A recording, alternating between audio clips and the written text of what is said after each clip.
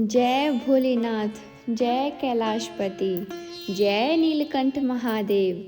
आज की ये शिव चर्चा हर उस बहू के दिल को छू जाएगी जो चुपचाप सहती रही, अपमान झेलती रही, लेकिन अपने संस्कार और अपने भगवान शिव को कभी नहीं छोड़ा। कहते हैं भोलेनाथ वहाँ जरूर पहुँचते हैं जहाँ आंसू सच्चे होते हैं और सहनशीलता के साथ भक्ति जुड़ी होती है। आज की ये कथा एक ऐसी बहू की है जिसने अपने ससुराल में सिर्फ ताने सुने, अपमान झेला, लेकिन शिव का नाम कभी नहीं छोड़ा। और एक ऐसी सास की जिसके अहंकार ने पूरे घर को अंधकार में डाल दिया। उस घर में सास का राज चलता था, शब्दों में मिठास नहीं, आँखों में करुणा नहीं और दिल में सिर्फ घमंड भरा हुआ था। उसे अपने धन, अपने समाज और अपने बेटे के पद का इतना अभिमान था कि उसे बहू को इंसान समझना भी मंजूर नहीं था। बहू गरीब घर से आई थी, मायके में ना तो धन था ना कोई सहारा, लेकिन जो था वो था संस्कार और शिव की भक्ति। सास को ये बात शुरू से ही चुभती थी कि ये बहू बिना बोले सब सह जाती है। हर सुबह बहू से सबसे पहले उठती और घर साफ करती, रसोई संभालती और फिर एक कोने में बैठकर मन ही मन नमः शिवाय का जाप करती। लेकिन सास को ये भक्ति भी दिखावा लगती थी।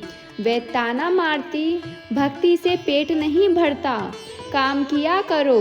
बहू कुछ नहीं कहती, बस आंखें झुका लेती। उसे लगता था भगवान सब देख रहे हैं। दिन बीतते गए और सास का व्यवहार और कठोर होता गया। कभी खाने में कमी, कभी मायके का अपमान, तो कभी अपने बेटे के सामने बहू को नीचा दिखाना।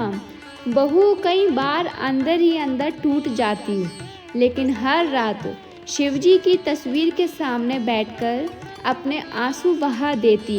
वह कहती, भोलेनाथ अगर मेरा सहना गलत है तो मुझे शक्ति दीजिए, और अगर सही है तो मुझे रास्ता दिखाइए। सास को लगता था कि बहू की चुप्पी उसकी जीत है, पर वह और ज़्यादा जुल्म करने लगी। एक दिन उसने बहू से कहा, तेरे आने से घर की शांति चली गई है। यह सुनकर बहू का दिल कांप गया, लेकिन उसने जवाब नहीं दिया। उसी रात उसने शिवलिंग पर जल चढ़ाते हुए बस इतना कहा, हे भोलेनाथ, अगर मैं गलत हूँ तो मुझे समझा दीजिए, और अगर मैं सही हूँ तो मुझे सहने की शक्ति दीजिए। धीरे धीरे घर में कलह बढ़ने लगी। बेटा भी माँ के घमंड में अंधा हो चुका था। बहू अकेली पड़ गई, ना कोई सुनने वाला ना कोई समझने वाला, लेकिन शिव भक्ति उसका सहारा बनी रही। वह हर सोमवार व्रत रखती, बिना किसी को बताए शिव का ध्यान करती। कहते हैं जब इंसान पूरी तरह टूट जाता है तभी भगवान सबसे पास होते हैं। एक दिन ऐसा हुआ कि सास को अचानक गंभीर बीमारी ने घेर लिया।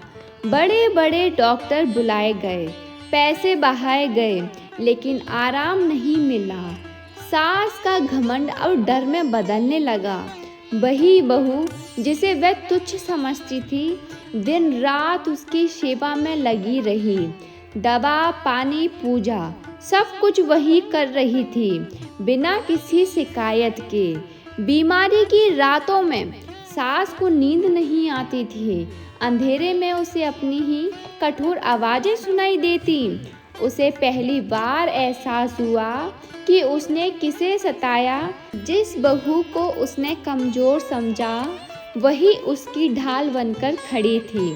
एक रात उसने बहू को रोते हुए शिव का नाम लेते हुए सुना, और वहीं से उसके भीतर कुछ बदलने लगा। उस रात सास की तबीयत अचानक और बिगड़ गई। सांसें उखड़ने लगी, शरीर तप रहा था और आंखों में डर साफ दिख रहा था। घर में हड़कंप मच गया, बेटे के चेहरे से रंग उड़ गया।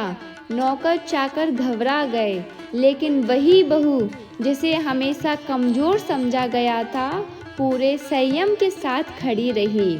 उसने शिवलिंग के सामने दीप जलाया, गंगा जल चढ़ाया और मन ही मन बोली, हे भोलेनाथ, आज अगर मेरी भक्ति में जरा भी सच्चाई है तो इस घर को बचा लीजिए।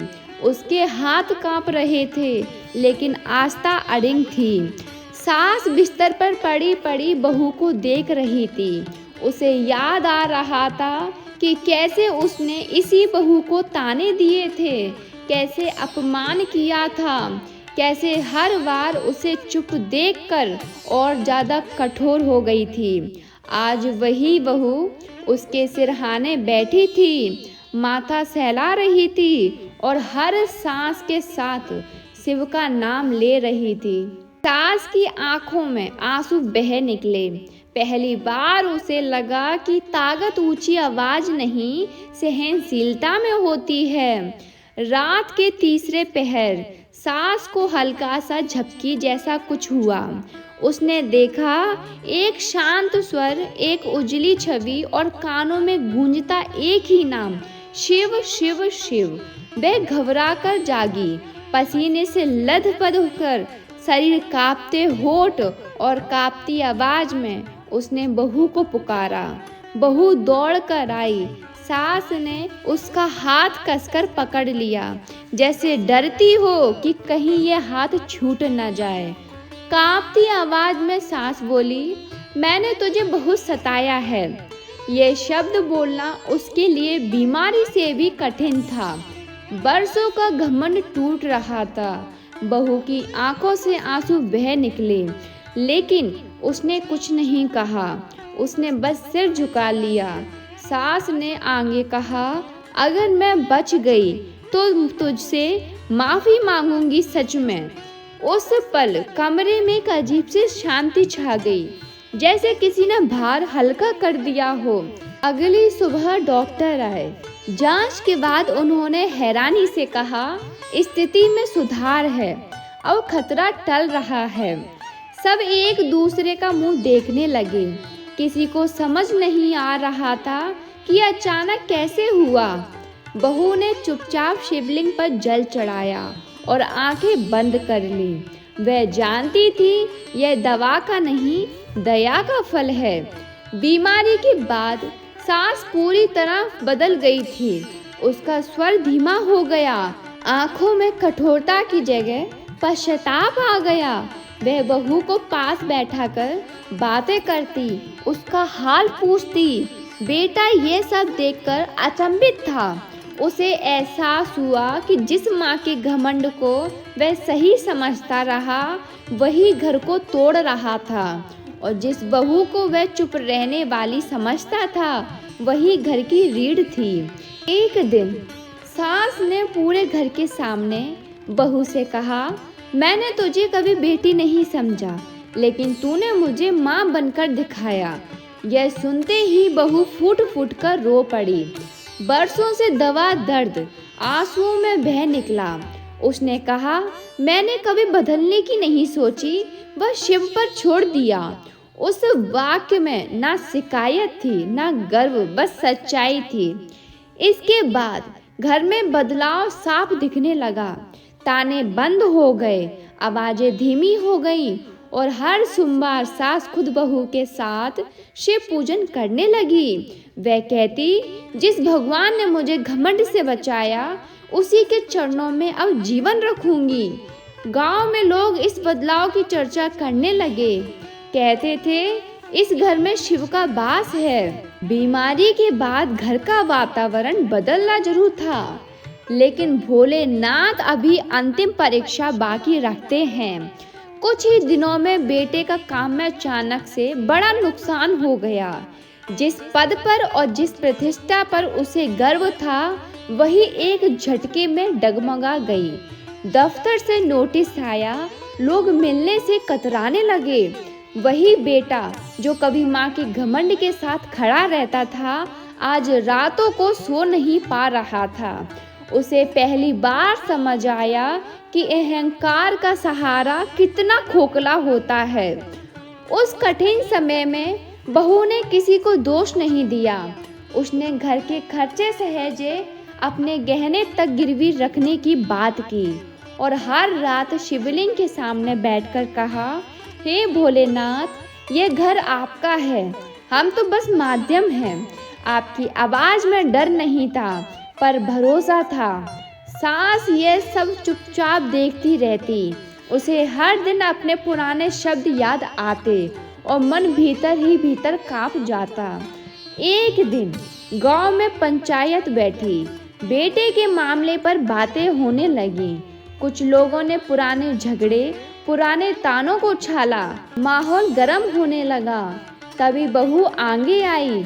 उसने सबके सामने बस इतना कहा, गलतियां सबसे होती हैं, लेकिन सुधार का रास्ता भगवान दिखाते हैं। उसकी आवाज़ में ना शिकायत थी ना गुस्सा। पूरा पंचायत स्थान शांत हो गया। लोगों ने पहली बार महसूस किया कि यह स्त्री कमज़ोर नहीं, बेहद मजबूत है। उसी दिन सास ने सबके सामने हाथ जोड़कर बहू से माफ़ी मांगी। उसका स्वर कांप रहा था। उसने कहा, मैंने अपने अहंकार में इस घर को जला दिया था। अगर आज ये घर खड़ा है तो इस बहू की सहनशीलता और शिव की कृपा से। यह सुनते ही बहू की आंखें भर आईं। उसने सास के चरण छुए और कहा, माँ, आज आप बोल रही हैं, यही मेरे लिए सबसे बड़ा आशीर्वाद है। उस क्षण वहाँ खड़े हर व्यक्ति की आंख नम हो गई। धीरे धीरे बेटे का काम भी संभलने लगा। एक नया अवसर मिला, नए लोग जुड़े। सब कहते थे, इस घर की हवा बदल गई है। सास अब हर सुबह बहू के साथ शिव पूजा करती। वह कहती, मैंने जाना कि पूजा हाथ से नहीं, व्यवहार से होती है। बहू मुस्कुरा देती, लेकिन मन ही मन भोलेनाथ को धन्यवाद देती। अंतिम सावन सोमवार आजा। घर में कोई बड़ा आयोजन नहीं हुआ, ना दिखावा ना शोर, बस एक छोटा सा दीप, कुछ बेलपत्र और तीनों को झुके हुए सिर। सास ने कांपते हाथों से शिवलिंग पर जल चढ़ाया और कहा, हे भोलेनाथ, आपने मेरा अहंकार हर लिया, यही मेरा उद्धार है। बेटे ने कहा, मुझे सही गलत का फर्क सिखा दिया। और बहू ने कहा, बस इस घर में प्रेम बनाए रखना। उस क्षण जैसे पूरे घर में शांति उतर गई। कहते हैं, जहाँ सहनशीलता पूजा बन जाती है, वहाँ शिव स्वयं विराजते हैं। यह कथा उसी सत्य की गवाही है। बहू ने बदला नहीं लिया, इसलिए भगवान ने न्याय किया। सास ने झुकना सीखा, इसलिए घर बच गया। और बेटे ने सच को स्वीकार किया, इसीलिए भविष्य खुल गया। यही शिव का मार्ग है। अहंकार नहीं, समर्पण। ऊंची आवाज नहीं, करुणा। और दिखावा नहीं, सच्ची भक्ति। बोलो हर हर महादेव, हर हर महादेव।